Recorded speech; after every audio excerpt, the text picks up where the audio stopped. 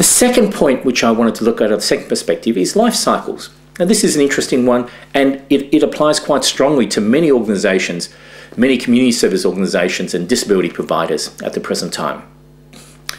As an individual, as humans, we understand we have a life cycle. We're born, we begin to grow up as an infant, we become a teenager, I suppose, we then become a young adult, we then become a mature adult, our bodies begin to give away on us, we begin to decline, we become sort of middle-aged maybe, a bit older, a bit older, a bit older, a bit older, and we're no longer here.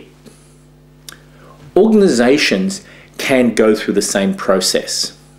And it's tied to the people who are naturally within the organisation. So you have an organisation being born, there's a lot of energy and a lot of enthusiasm, it begins to grow up, it gets more people involved, as more people become involved it becomes more complex, it continues to grow, it continues to develop. However, it now becomes a bit lazy, a bit lethargic, it's locked in the way in which it does things. The sort of the management team, the corporate governance body which is in place, no longer innovative, they're sort of regimented in the ways in which they do things. The organisation begins to decline and it begins to come across the other side and diminish. There's a couple of key growth points which organisations hit.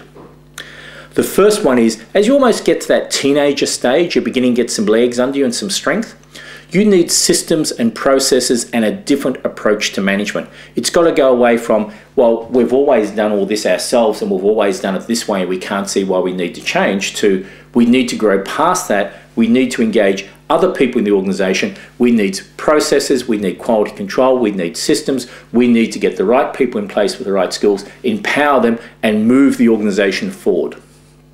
That's usually the teenager stage.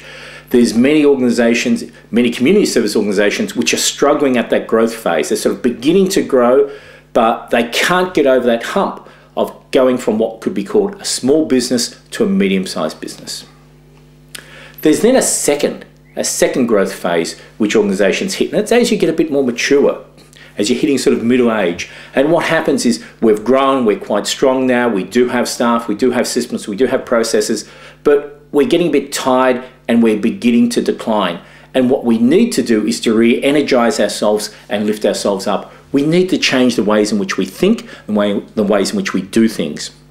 And that's hard because we actually are comfortable with the past and we think we've been quite successful and we don't want to change. But if we don't change, we're not going to continue. If we don't change, we're going to drop off a bit.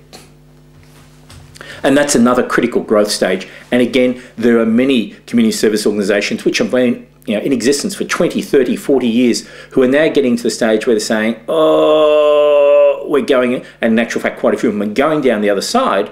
And unless something is done to regenerate their energy, their passion, to change the way in which they think about things, they won't go up, they'll just decline. How does this fit in with strategic planning?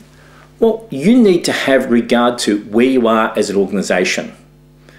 How old are you as an organisation? Are you still full of energy and passion and growing, or are you beginning to decline a bit? Your strategic plan needs to address this and you need to adjust for what is necessary to continue your growth.